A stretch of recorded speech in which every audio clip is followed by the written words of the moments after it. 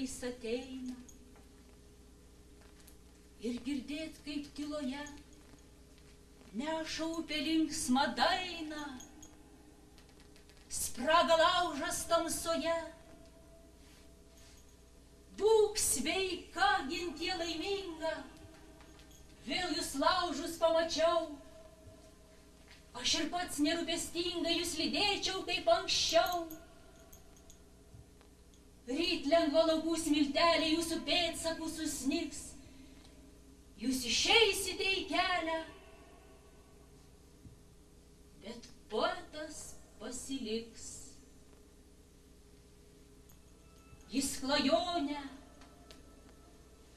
lauką šilą, pokštus dar jaunų dienų iškeitė į kaimo tylą, jaukia šilumą namų.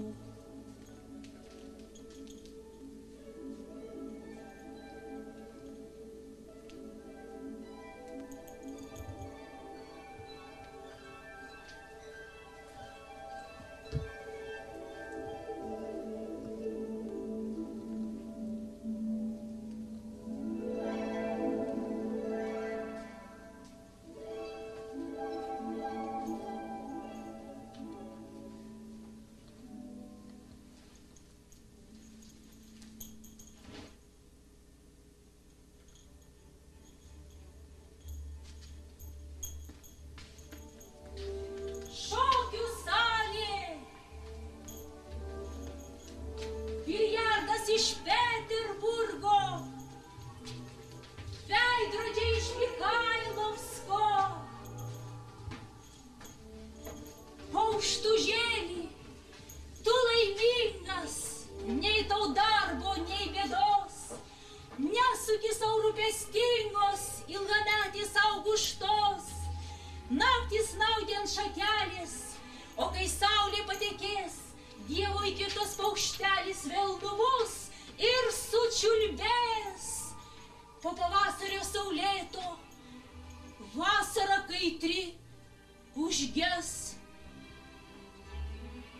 Ir jau vėjas neša lietų. Ir rudens miglas nykes.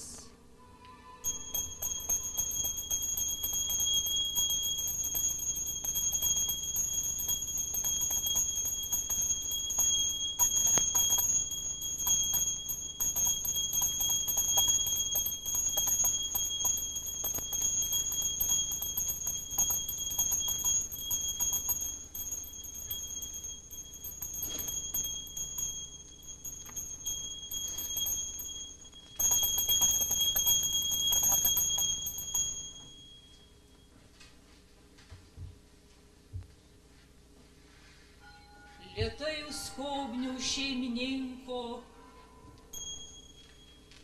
po tavo protėviai seni. Lėtai sidabro taurės linko, ąsočiai vyno sklidini. Balta putelė širdis šildė ir šnypštė vynas ir alus. O taurininkai vis pripildė svečių ištuštintus stiklus.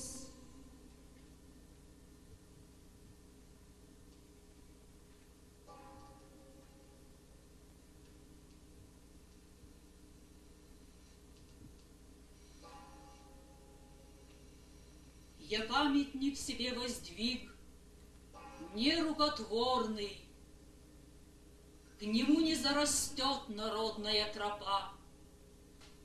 Вознесся выше он главою непокорной Александрийского столпа. Нет, весь я не умру, душа в заветной лире мой прах переживет, и тленье убежит, и славен буду я, доколь в подлунном мире жив будет хоть один пиит. слух обо мне пройдет по всей Руси великой, и назовет меня всяк сущий мне язык, и гордый внук славян Ефин, и ныне дикий Тунгус, и друг степей калмык. И долго буду тем любезен я народу, что чувства добрые я лирой пробуждал, что в мой жестокий век вославил я свободу и милость к падшим призывал. Веленью Божию, о, муза, будь послушна, обиды не страшась, не требуя венца, хвалу и клевету приемли равнодушно и не оспаривай глупца.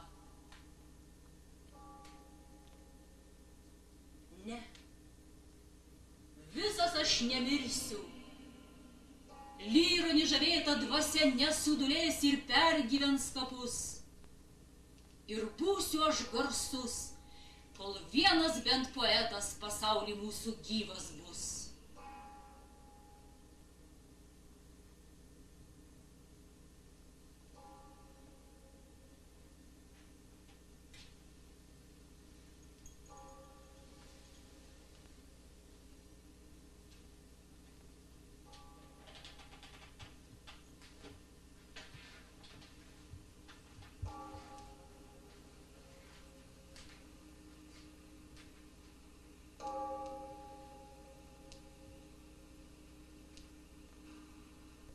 Дом в Маркучей не может отдаваться взаймы или в аренду, а всегда должен быть в таком состоянии, в каком находится теперь при моей жизни, дабы в имении Маркучей сохранялась и была в попечении память отца, святой памяти в моего мужа, великого поэта Александра Сергеевича Пушкина, и дабы равно центры имени Маркучей, как и находящийся в нем жилой дом, в доказательство его памяти всегда служили культурно-просветительной цели.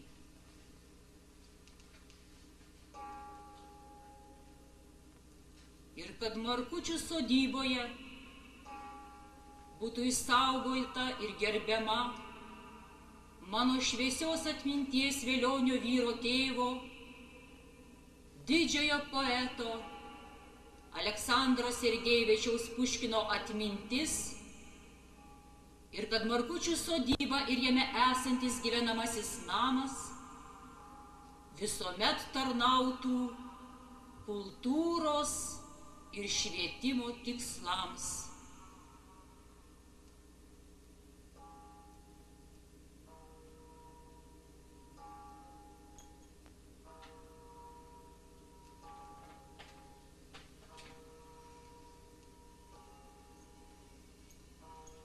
Varvara Puškina 1935 metai.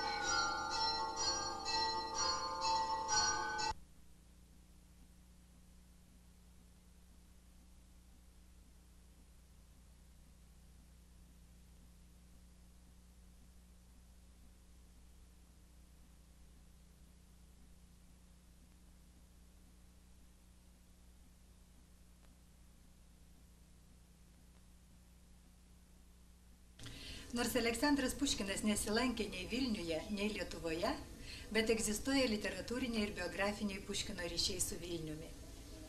Vilniečiai gali pelnytai didžiuotis Ganibalo Krikšto Petnickajos cerkvėje legenda. Gali didžiuotis tuo, kad Markučiuose įsikūręs literatūrinės Puškino muziejus tame name, kuriame paskutinis 6 metus gyveno jaunesnysis Aleksandro Puškino sūnus Grigorijus su šeima.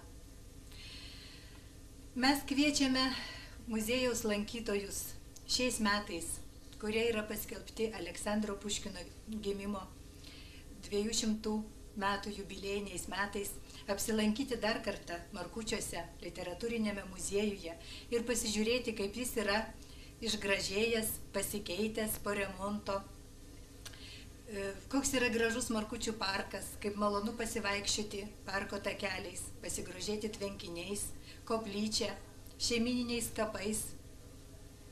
Ir taip pat kviestume aplankyti naujas parodas, kurios tą progą veiks muziejuje. Šiuo metu vyksta žymaus Vilniaus kolekcionierio Josifo Šapyro Ekslibrisų Puškino tema paroda, bet birželio mėnesiui mes žadame atvežti iš Peterburgo graviūrų ir medalių susijusių su Aleksandro Puškino atminimu parodą. Na, žinoma, mes labai džiaugiamės, kad pagrindiniai muziejaus lankytojai yra moksleiviai. Ne tik tie, kurie pagal mokyklų programą studijuoja rusų literatūrą ir studijuoja Puškino gyvenimą ir kūrybą, bet ir tie, kurie galbūt mūsų muziejuje pirmą kartą išgirsta Aleksandro Puškino vardą ir susidomės jo parašytais kūriniais. Tam, kad mes galėtume labiau pritraukti moksleivius ir muziejaus lankytojus, mes turime ieškoti naujų darbo formų su vaikais. Ir mes nusprendėme ne paprastą ekskursiją, o kviečiame vaikus į teatralizuotą ekskursiją monospektaklį po muziejų.